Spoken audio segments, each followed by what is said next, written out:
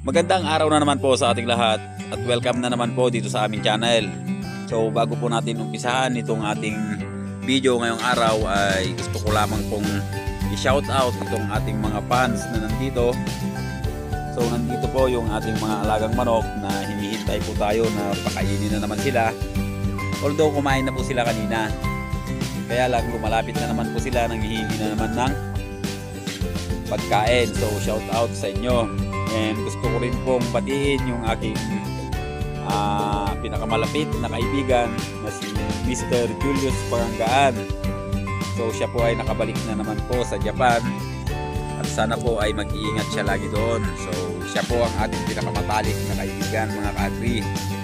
And siya rin po yung nagsabi sa atin noon na mag-vlog po tayo doon sa ating unang channel. Yun po ay na-monetize. Ang problema po ay na-demonetize, kaya gumawa po tayo ng panibagong channel. So sa video natin ngayong araw, mga ka-agri, ay nandito po tayo ngayon sa mismong area kung saan ay binabalak po namin na itayo yung aming bahay kubo. So kung makikita nyo, medyo nagtaas po tayo ng elevation.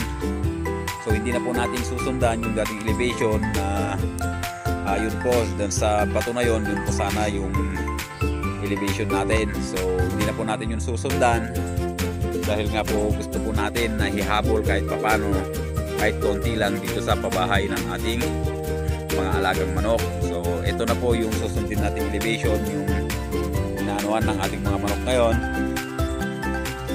So ito na po yung ating susunding elevation. So kung papansin niyo po dito sa ating pabahay ng mga manok ngayon, so nasa 1 metro na lang po siguro, or baka kalahati na lang po, ng kalahating metro na lang yung kanyang pagitan. At hindi na po siya masyadong mataas, or hindi na po mataas yung pabahay ng ating manok, hindi na rin po masyadong mababa dito sa tatayuan ng ating bahay kubo. And kung mapapansin nyo, mga ka-agri, ay medyo malaking tambakin pa po itong gagawin natin, and medyo mahaba-habang panahon pa yung ating kukunin dito. So okay lang naman yon dahil hindi naman tayo nagmamadali, and gusto po natin maging smooth yung ating gawa dito. So napagpaplanuhan ng lahat para naman hindi na tayo magpabago-bago pagdating ng panahon. Although babaguhin siguro natin yung ating mga pabahay, pero hindi na po tayo kailangan mag-adjust ng mag-adjust. So yun po yung naging basihan ko, kaya ganito po yung ating ginawa. So medyo mag-a-adjust papasok yung ating pabahay dito or yung ating kubo, dahil nga po sa magiging slope po ng lupa ay medyo malaki, dahil nga sa daan is medyo mababa pa doon. Mag-i-slope po yung lupa dyan, kaya medyo a-adjust po yung lupa papasok dito sa ating area. So isasakripisyo na lang po natin yon para sa ikakaganda ng ating ginagawang farm or binubuong farm. So ayun nga, ang pinaka ko ditong matapos natin is hanggang katapusan pa naman ng September. So ngayon is August 29 pa lang, mahaba-haba pa, kaya dahan-dahanin lang natin, mga ka-agri, para nga may saayos natin ang lahat. So ayan yung ating mga alagang manok. So napaka na po nila, napaka healthy po nila dito compare po talaga dun sa ating unang area. So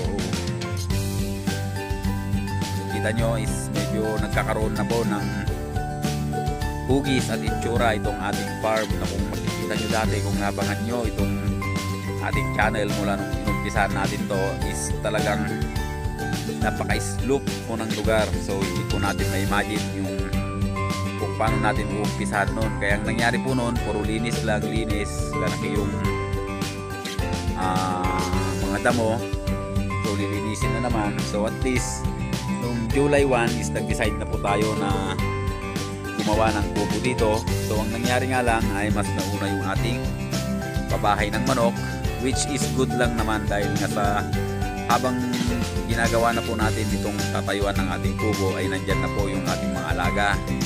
So nag-umpisa na rin po silang mangitlog, marami na may mga ilan nang nangingitlog. then may isa nang naglilimlim. So habang tayo po ay gumagawa dito ay mayroon na po tayong hinihintay mga ka-agri. So sa tuwing binabanggit ko po na ito po ay farm, marami pong tumataas ang kilay at parang natatawa sa atin, pero pabayaan na lang po natin sila. Siguro hindi po nila alam ang ibig sabihin ng salitang farm, kaya pabayaan na lang po natin sila.